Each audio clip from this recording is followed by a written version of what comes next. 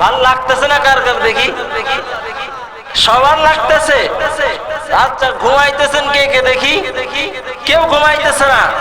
আচ্ছা যদি তাই হয় তাহলে আমি একটু দেখতে চাই, আমি এত কষ্ট করে ওয়াজ করতেছি, এখন আমি চাই আপনারা যেহেতু ঘুমাইতেছেন না, এটা একটা প্রমাণ এখন হয়ে যাক। রাজি আছেন তো ইনশাআল্লাহ? সবাই টেকের করতে করতে সবাই দাঁড়ায় যান ইনশাআল্লাহ। দেখি আমি কারা কারা ঘুমায় না, আমি দেখতে চাই। সবাই দাঁড়ায় যান। লা ইলাহা লা ইলাহা। সবাই দাঁড়াইছে? ঘুমায়নি কেউ? সবাই হাত নাড়া দেন, হাত নাড়া দেন, সবাই হাত নাড়া দেন। দিছেন? ঘুম আছে না গেছে? আছে ঘুম? কারো আছে? আচ্ছা এবার আমি আপনাদের দিয়ে একটা কাজ করাবো, কেউ বসবেন না। আমাদের এই এলাকার ভিতরে একজন আরেকজনের ভিতরে ঝগড়া বিবাদ হয় কিনা? ভাই ভাইয়ের ভিতরে হয় কিনা? কিন্তু আজকে ভুল ক্রমে আজকে মাহফিলে চলে আসছে। আপনারা জানেন কার কার ভিতরে ঝগড়া আছে, কোন কোন ভাইয়ের ভিতরে ঝগড়া আছে। দেখেন ওই ভাইগুলা খুঁজে আজকে ওই ভাইগুলা মাহফিলে চলে আসছে। ওদের আপনারা দাঁড়া তাদের সাথে মুসাফা করা দেন, মুলাকাত করা দেন। সবার সাথে সবাই মুসাফা করেন, মুলাকাত করেন। এখন শুরু করেন। সবাই মুসাফা, আগে সালাম দেন। সবাই সবাইকে সালাম দেন। হ্যাঁ, সবাই সবাইকে সালাম দেন, আসসালামু আলাইকুম বলে মুসাফা করেন, তারপরে মুলাকাত করেন। দেখতে চাই আমি এলাকার মানুষগুলা কেমন দেখতে চাই। সবাই যার আশপাশে যে আছে সবাই সবার সাথে মুসাফা করেন, সবাই সবার সাথে মুসাফা করেন, মুলাকাত করেন। আর যদি কোনো বাপ ছেলে থাকে এক জায়গায়, বাপ ছেলের একসাথে দাঁড় করায় দেন। ও মুসলমান ইমানদার আল্লাহর গোলাম, ও বাবার সন্তান, বসেন। কষ্ট হইতেছে বুঝতেছি। কেউ কেউ গেছেনি, দেখেন তো কেউ গেছেনি ভাগে দিয়া গেছে। আজকে এই ময়দানের ভিতরে বাবাও আছে, সন্তানও আসেনি, আছে। এই রমজান মাস আসতেছে, রমজান মাস আসতেছে আপনার আমার জন্য নিয়ামত। কার জন্য নিয়ামত? বিধর্মীর জন্য। কার জন্য? কার জন্য? আল্লাহর পক্ষ থেকে এক নিয়ামত। যদি আল্লাহ এই উম্মতের জন্য রমজান না দিতেন, যদি আল্লাহ রমজান না দিতেন, এই উম্মতের জান্নাতে যাওয়া বড় কঠিন হয়ে যাইত।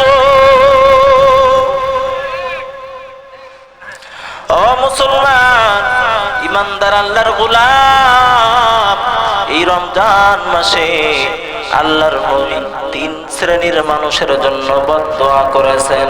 কয় শ্রেণী? 3 শ্রেণীর মানুষের জন্য বদদোয়া করেছেন।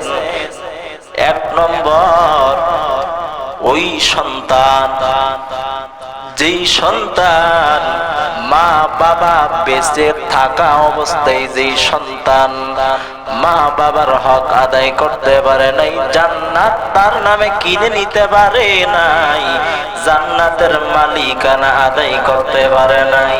মা বাবার পায়ের নিচে জান্নাত নাকি?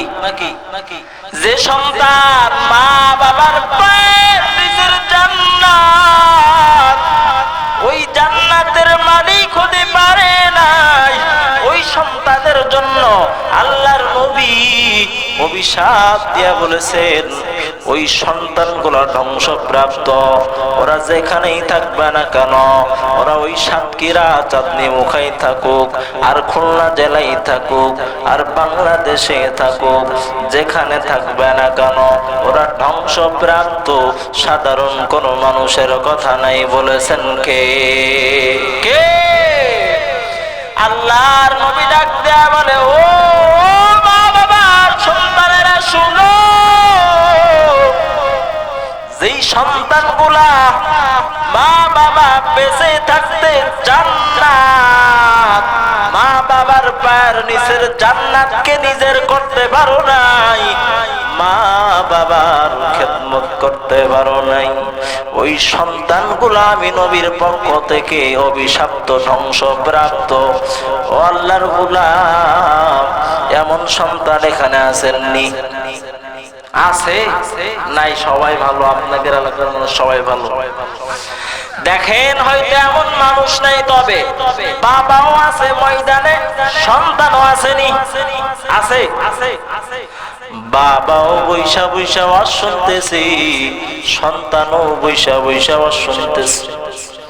ও সন্তান, আমি হুজুর জানি না আপনি মা বাবার সাথে খারাপ ব্যবহার করেছেন কিনা, তবে বয়ানের শুরুতে আপনার মাথায় আমি ঢুকায় দিই, যদি মা বাবার সাথে খারাপ ব্যবহার করে থাকেন রে ভাই,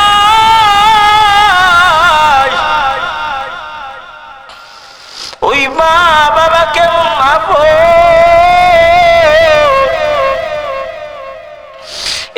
আমি গভীর রাত্রবেলা মাহফিল শেষ করে যখন বাড়িতে যাই, ও মুসলমান, বাড়িতে যাওয়ার পর দেখি আমার মা বাবা এখনো, আমার মা এখনো সজাগ আছে।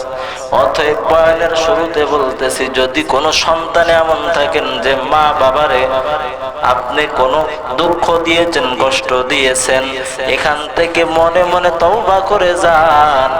আমি ইনশাআল্লাহ আজকে বাড়িতে যে এই বেয়াদবির জন্য মাফ চাইব। রাজি আছেন তো ইনশাআল্লাহ? আল্লাহ তাআলা আমাদের সকলকে কবুল করেন। আজকে আপনাদের এই মাহফিল এই এলাকার সবথেকে বড় একটা মাহফিল। এই মাহফিলে আমি নগণ্য একজন মানুষ আসতে পারা, আপনাদের সামনে কথা বলা, এটা আমার জন্য সৌভাগ্যের বিষয়। আল্লাহ তাআলা দয়া করে মায়া করে যাদের উসিলায় এখানে আমাকে এনেছেন, ওই আল্লাহর কাছে আমি শুকরিয়া আদায় করতেছি। ওই মহান রব্বে কারিমের দরবারে আমি শুকরিয়া আদায় করতেছি, আলহামদুলিল্লাহ। আর আপনারা যারা এত রাত্রে, গভীর রাতে আপনারা আছেন, ওই মালিকের কুদরতে আপনারা যারা এখানে বসে বসে শুনতেছেন, ওই মালিককে সবাই সবার আওয়াজকে, জবানকে খুলে দিয়া সবাই জোরে আওয়াজে শুকরিয়া আদায় করে বলেন আলহামদুলিল্লাহ।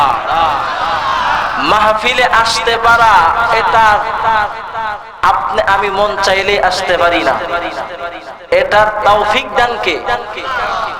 তৌফিক দান কে? তৌফিক কেমন জিনিস জানেন? পয়গম্বর মূসা আলাইহিস সালাতু ওয়াস সালাম আল্লাহ তাআলাকে প্রশ্ন করেছেন, মা মানা তৌফিক, আল্লাহ তৌফিক কি? তৌফিক খাই না মাথায় দেয়। আল্লাহ বলে, তুমি জানতে চাও? বলে হ্যাঁ জানতে চাই। বলে তৌফিক কেমন? বলে তৌফিক জিনিসটা দেখো, তুমি এখনই প্রমাণ পেয়ে যাবা। আল্লাহ বলেন, মূসা তোর নাম কি? কি বলে? নাম কি? মূসা নবী মু মু মু করতেছে, কথা জবান দিয়ে বের হয় না। কথা বের করেন কে? বের করেন কে? সব ক্ষমতার মালিক কে? মূসা নবী প্রথমবার কথা বলতে পারে না, দ্বিতীয়বার আবারও জিগাইলো, তোমার নাম কি? দ্বিতীয়বারও পারে না, তৃতীয়বার আবার জিগাইলো, মূসা তোমার নাম কি? তৃতীয়বার মূসা বলে, আমার নাম মূসা। এবার আল্লাহ তাআলা বলে, হে মূসা, আগের দুইবার আমি আল্লাহ তোর কাছে নাম জিগাইলাম, তুই পারলি না, তৃতীয়বার কেন পারলি? বলে আল্লাহ জানি না। বলে আগের দুইবার পারলি না, এই জন্য আমি আল্লাহ তোকে তৌফিক দিই নাই, বিদায় তুই পারো নাই। তৃতীয়বার আমি আল্লাহ তৌফিক দিয়েছি, বিদায় তুই তোর নাম বলতে পারছিস। অতএব আপনি আমার বাহাদুরির জন্য আপনি আমি মনে চাইলে এখানে আসতে পারি নাই। তো যেহেতু আল্লাহ আমাদেরকে নিয়ে আসছেন, তৌফিক দিয়েছেন, তো আমরা ভালো কিছু ইনশাআল্লাহ বাড়িতে নিয়ে যাব। রাজি আছি তো ইনশাআল্লাহ?